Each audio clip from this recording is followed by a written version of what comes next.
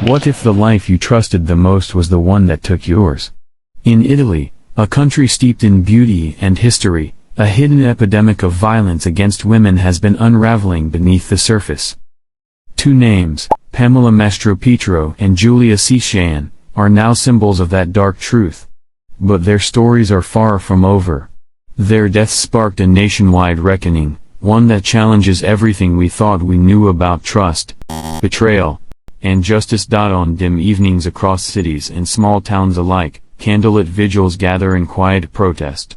These somber gatherings, punctuated by the determined steps of demonstrators and the steady hum of news bulletins, reveal a painful truth: violence against women has become an enduring scar on the national conscience. Each headline tells a story of a life cut short, of a promise betrayed. Among these tragedies, the names Pamela Mastropietro and Guilia Cecchettin stand out. Though their lives were distinct, their fates intertwined in a narrative of betrayal, loss, and the desperate quest for justice. Pamela's case struck a deep chord, a narrative marked by the intimate betrayal of trust and the relentless pursuit of answers by those who loved her. In her memory, communities have rallied, their resolve crystallized into calls for accountability and reform. Similarly, Guilia's life, full of promise and potential, was extinguished in a manner that ignited both grief and fury. Quick flashes of news reports and images of grieving families remind us that behind every statistic is a human story, a story that resonates far beyond the confines of media coverage. Recent studies indicate that femicide in Italy remains alarmingly prevalent, with numbers that defy the nation's proud heritage and modern aspirations for equality.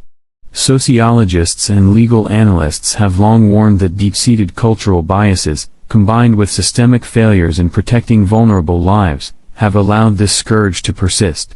These insights force us to ask difficult questions. How have long-standing societal norms contributed to such tragedies? What measures must be taken to ensure that the cycle of violence is broken once and for all? Yet, amid the sorrow, there is a palpable spirit of resistance. Every protest, every outcry from the public, is a testament to a community unwilling to accept injustice. As we journey through these intertwined cases, we will meet those who have been touched by the loss, listen to experts dissecting the intricate roots of this epidemic, and witness the fervor of citizens demanding change. Their voices, raw and resolute, challenge us to look beyond the headlines and understand the human cost behind the numbers. Before we proceed further into these harrowing stories, I invite you to become a part of this conversation. If you are watching from Italy, or anywhere else in the world, please consider subscribing and liking this narrative. Share with us where you are tuning in from in the comments below. Your perspectives, no matter where you call home, enrich this shared quest for truth and accountability.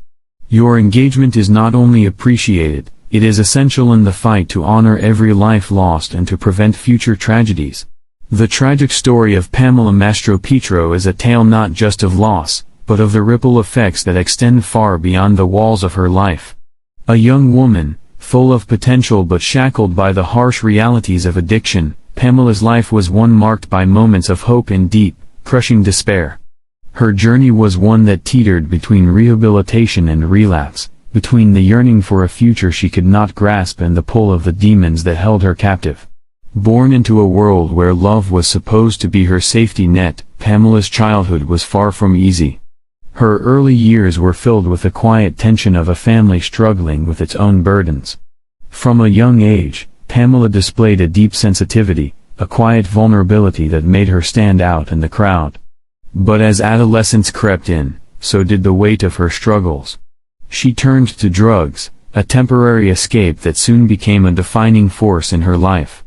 Her family, despite their love and efforts, found themselves powerless against the grip of addiction. Pamela's battles were not fought in isolation. Her pain reverberated throughout her relationships, particularly with her mother, who desperately tried to keep her daughter safe from a world that was slowly suffocating her. Pamela's time in rehab was a glimpse of what could have been, a hopeful chapter in a turbulent life. It was there, in the sterile walls of the rehab center, that Pamela confronted the demons that had haunted her for years. The struggle was never easy, and the fleeting moments of peace she found in rehab were interrupted by the harsh realities waiting for her outside. The day Pamela left the rehab center was like so many others, a chance to break free, a moment filled with both optimism and uncertainty. That last day was etched in the minds of those who saw her last. CCTV footage captured Pamela, walking with a hesitant, yet determined step. She was free for the first time in weeks, perhaps even months, at least, that's what she believed. Her face, though tinged with the familiar weight of uncertainty, revealed a flicker of something else, hope. Hope for a future she was unsure would be there. She had not known the danger that loomed in the shadows, waiting to tear everything she had worked for apart. As the footage ended, Pamela crossed paths with innocent Cecchettin, a name that would soon become synonymous with her tragic end.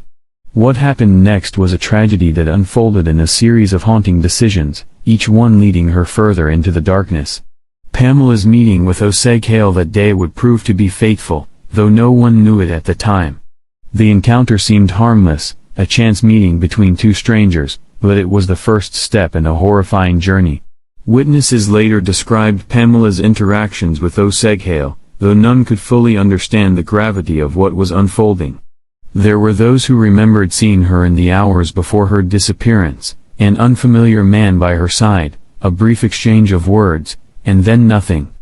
The pieces of the puzzle, scattered and disjointed, would only come together later, in the most tragic of ways. Days passed, and Pamela's family grew desperate. Her absence was like a knot in the pit of their stomachs, a growing fear that something was terribly wrong. The search for her was relentless. Police, family, and friends scoured every corner, hoping to find any trace of the young woman who had, in her own way, been trying to reclaim her life. The hope that Pamela was simply lost somewhere, disoriented and unaware of the worry she was causing, began to fade as the hours turned to days. Then, in the early hours of a cold February morning, the nightmare took shape. A police officer, conducting a routine search in an abandoned area of Mastropietro, stumbled upon a grisly discovery that would forever change the course of the investigation. In a secluded corner, hidden from plain sight, were two large suitcases. Inside, wrapped in layers of plastic, was the dismembered body of Pamela Mastropietro. Her life, once filled with promise, potential, and the possibility of a future, was brutally stolen. The officer's testimony, one marked by quiet horror, described the gruesome scene: a young woman's remains, now reduced to fragments, left abandoned, discarded like an object. The news reports that followed were swift and jarring. The details of Pamela's death sparked immediate outrage. The brutality of the crime was unfathomable, but even more shocking was the revelation that the young woman had been murdered by someone she had briefly trusted, someone who had preyed upon her vulnerability in the most horrifying way. The case drew attention not just for its brutality, but for its chilling familiarity. How many more women had suffered in silence? How many others had disappeared, their stories left untold? As the investigation unfolded, the police quickly zeroed in on Cecchettin. His actions in the days following Pamela's disappearance were suspicious, his movements erratic. Police pieced together the fragments of his story, the timeline of events that led to his arrest. The investigation revealed a horrifying chain of events. Cecchettin had lured Pamela into his home, where he held her against her will. The autopsy report confirmed the tragic reality: Pamela had been violently attacked, her life taken in a brutal act of aggression. The findings, though detailed, only deepened the pain and confusion that surrounded her death. How could a life, so full of potential, be so senselessly lost? Cecchettin was arrested and charged with murder, his face a mask of indifference as the weight of his actions began to unfold. The trial that followed was one of heated emotions, not just from the family who demanded justice, but from a community grappling with a harsh reality. This was not an isolated incident, nor was it the last. It was part of a larger, systemic problem that had long been ignored, a culture of silence surrounding violence against women, and a justice system that often failed to protect them. But the case was far from over. As the trial progressed, public outrage swelled. The media frenzy that surrounded the case only heightened the racial and cultural tensions in Italy. Cecchettin, an immigrant, became the focal point of larger debates about race, gender, and justice. His trial would go on to highlight not only the details of his crime but the broader societal issues that made such violence possible in the first place. The courtroom was not just a battleground for Pamela's justice, it was a stage where Italy's reckoning with its own complicity in violence against women was playing out. As the trial continued, the true complexity of the case began to emerge. For Pamela's family, each day was a painful reminder of the girl they had lost. For them, justice could never bring her back, but it was a step toward ensuring that no other family would have to endure the same kind of heartache. Pamela's story, however tragic, was beginning to ignite something in the public consciousness. It was no longer just about one woman, it was about all the women whose voices had been silenced. The fight for justice for Pamela was not just a call for accountability, it was a plea for a systemic change that could prevent future tragedies from unfolding in the same cruel way. The case was a painful chapter, but it was also the beginning of something larger, a national reckoning that would take time but was long overdue. For Pamela, for Guilia, and for every other woman who had been silenced, the fight for justice was just beginning. Guilia Cecchettin was a young woman on the cusp of greatness, a promise of a future that could have been full of boundless possibilities. She was a student of biomedical engineering, driven by a passion for science and an unshakable determination to succeed. Beneath her quiet intelligence, there was a warmth that drew people in, a kindness that had a way of making others feel seen, heard, and valued.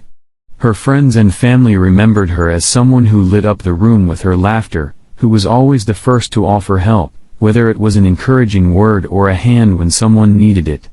Guilia's aspirations were clear. She wanted to make a difference in the world, to contribute to the field of medicine, to help those in need. Her dedication to her studies, the long hours she spent in the library, poring over textbooks and research papers, was driven by the belief that one day, her work could save lives. Her family spoke with pride of her achievements, but they also spoke of the subtle cracks in the armor, the moments where Guilia seemed less certain, less at ease. Though she had a network of friends and mentors who cared deeply for her, there was an underlying sense of isolation in her life. She had never quite allowed herself to be vulnerable, to let her guard down completely. Her strength was a shield, protecting her from the scars of past experiences. It was in the spaces between her dreams and the reality of her relationships that darkness began to seep in. Giulia's relationship with Filippo Turetta was the kind of romance that started like a spark and slowly grew into an unrelenting flame. From the outside, they seemed like the perfect couple. Filippo was charming, confident, and magnetic, everything that Guilia thought she wanted in a partner. But as their relationship deepened, so did the subtle, yet chilling signs that things weren't as they seemed. Giulia's friends had noticed the shift long before she did. Filippo's behavior, at first endearing, started to take a darker turn. His jealousy, his need to control, began to bleed into every interaction they had. Guilia found herself walking on eggshells, questioning every word she said, every decision she made. The subtle manipulation was difficult to pinpoint, but it was undeniable.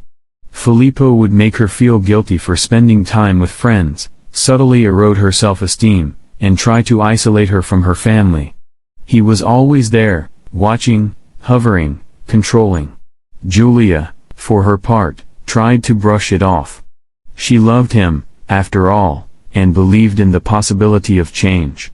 Yet, each time she tried to break free, to find herself again, Filippo would pull her back in with empty promises of change. It wasn't until a late-night conversation with a close friend that Guilia admitted the truth. She had been trying to escape. She had been making plans to leave Filippo, to free herself from the toxic grip he had on her. But those plans, those dreams of a life beyond the chaos, were still buried beneath the weight of their past together. The final straw came during an ordinary afternoon at the mall, a place that Guilia had visited countless times, a place where she had spent hours lost in the bustle of student life and everyday distractions. That day, the mall was filled with the usual sounds of people shopping, talking, laughing. Yet, Amidst the noise, something in Giulia's demeanor was different. She seemed quieter than usual, her smile slightly off, her eyes searching for something, or perhaps someone. It was here that she would meet Filippo for what would become the last time. The CCTV footage showed them together, walking side by side through the crowded corridors. From the outside, it looked like an ordinary couple, simply going about their day. But there was tension in the air, an unspoken heaviness that neither could shake. Giulia's body language was closed off, guarded, an indication of the growing disconnect between them. Filippo, in contrast, seemed overly calm, too composed, his expression unreadable. As they exited the mall together, it was clear that something was off, but no one could have known how quickly everything would unravel. The timeline of that day has been pieced together from phone records, eyewitness testimony, and security footage, each fragment revealing a chilling progression of events. Giulia and Filippo left the mall together, but what happened next is shrouded in a terrifying uncertainty. Some accounts suggested that they argued as they walked, their voices rising with tension, while others hinted at an eerie calmness that pervaded the moment. What no one could have predicted was how swiftly the situation would escalate into violence. As night fell, Giulia's family began to grow concerned. She had not returned their calls, and there was no word from her. The silence was deafening, and panic set in. Filippo, once the person she trusted most, had become the center of suspicion. He had vanished. His phone had gone quiet, his whereabouts unknown. The police quickly launched a manhunt, but Filippo's sudden disappearance was a puzzle. Where had he gone? Why had he fled? Giulia's body was found soon after, abandoned in a place that seemed to reflect the brutality of the act itself. The police, determined to piece together the circumstances of her death, uncovered traces of blood, signs of a violent struggle, and the undeniable marks of a woman who had fought for her life. Giulia had not gone quietly into the night. She had tried to fight back, to resist, but ultimately, she had been overpowered. Filippo was now a fugitive. The authorities tracked his movements across the country, using every resource at their disposal to find him. But Filippo was elusive, his trail cold and difficult to follow. The police scoured every inch of Italy, from the bustling streets of Milan to the quiet corners of the countryside, but Filippo seemed to disappear into thin air. The investigation became a race against time, a desperate search for answers that stretched across borders, with every lead pointing to a different direction. As the nation searched for answers, Filippo had already crossed the border into a neighboring country, seeking refuge in a place where he could remain hidden. The manhunt took on a global scale as law enforcement worked tirelessly to track him down, but with each passing day, the chances of capturing him seemed to slip further away. But Filippo's escape was only temporary. No one could outrun the weight of their actions forever.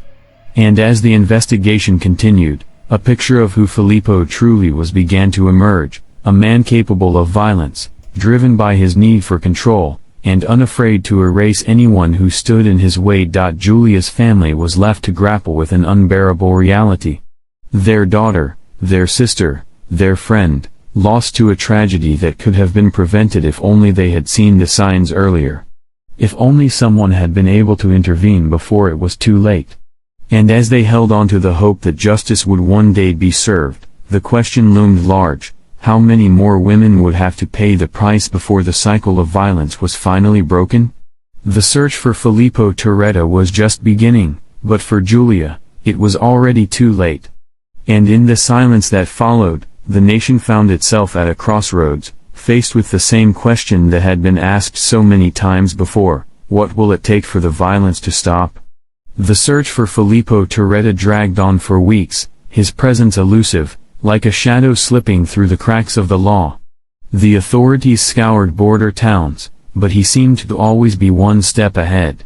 In an age of modern surveillance, his ability to vanish left investigators shaking their heads in disbelief. But even the most careful criminals leave traces, and Filippo's arrogance ultimately sealed his fate. It wasn't long before a breakthrough came from a tip-off, an anonymous source who had seen him in a small town near the German border. The investigation team moved quickly, coordinating with international law enforcement agencies, and after a tense, heart-pounding chase across borders, Filippo was finally caught. The footage of his arrest sent ripples through the media. It was both a relief and a cold reminder of the horror that had preceded it. His capture in Germany, the very country where he had tried to hide, became a defining moment in the case. The sense of justice felt like an almost cruel irony for Giulia's family, justice, but too late. Giulia would never return, and the wreckage left behind in her absence was something no sentence could repair. Her sister, Mara, delivered a heart-wrenching speech at Giulia's funeral. She spoke of her sister's ambition, her dreams, and the unspoken battle she fought silently. Giulia wanted to change the world, Mara said, voice breaking. She wanted to cure diseases, to make people better. And now she's gone. But we will make sure that she didn't die in vain. We will fight for every woman, for every voice silenced too soon. There was no question in her tone. Mara wasn't simply grieving, she was taking the fight Giulia had dreamed of to the very system that had failed her. The arrest brought some measure of closure, but it was far from the end. The trial of Filippo Turetta would capture the nation's attention. As his defense team fought tooth and nail to craft an image of a man pushed to the brink of violence by emotional distress, the courtroom became a battleground of morality, psychology, and justice. Filippo's lawyers painted him as a broken man, one whose relationship with Giulia had spiraled out of control. They tried to paint her as an instigator, even suggesting that Giulia's decisions in the days leading up to the tragedy contributed to her death. It was a tactic that left many in the courtroom infuriated. Giulia's family, friends, and supporters rallied behind the evidence, standing firm in their assertion that no one, no matter how troubled, had the right to take a life. The prosecution's case was damning, built on the evidence of Filippo's controlling behavior, the phone records that tracked Giulia's every move, and the chilling footage that showed him leading her away from the mall on that fateful day. The jury deliberated for what seemed like an eternity, but when the verdict was finally read, there was a collective sigh of relief. Filippo Turetta was convicted of murder and sentenced to life in prison. For many, the sentence was justice served. But it was also a reminder that no verdict could erase the loss. Yet, even as Filippo's case reached its conclusion, the reverberations of Giulia's death were still being felt across Italy. It wasn't just the legal ramifications that stirred the country, it was the raw, palpable sense that something had gone terribly wrong, something that went beyond this one case. Giulia's story was one in a long line of tragic endings, of lives cut short by the violence of controlling relationships, by a culture that too often silenced the victims and allowed the perpetrators to slip through the cracks. The public's outrage reached a boiling point in the aftermath of the trial. Protesters flooded the streets of Rome, Milan, and other cities across Italy. People marched in silence, their faces painted with grief and determination. The candles they carried flickered in the dark, symbolic of the many women who had died, whose names had been erased by violence. Signs that read Giulia's life matters and stop femicide filled the crowds, the messages clear, the demand for change undeniable. The protesters were not just fighting for justice for Giulia and Pamela, they were fighting for all women who had been victims of violence, for the countless others whose stories had gone unheard.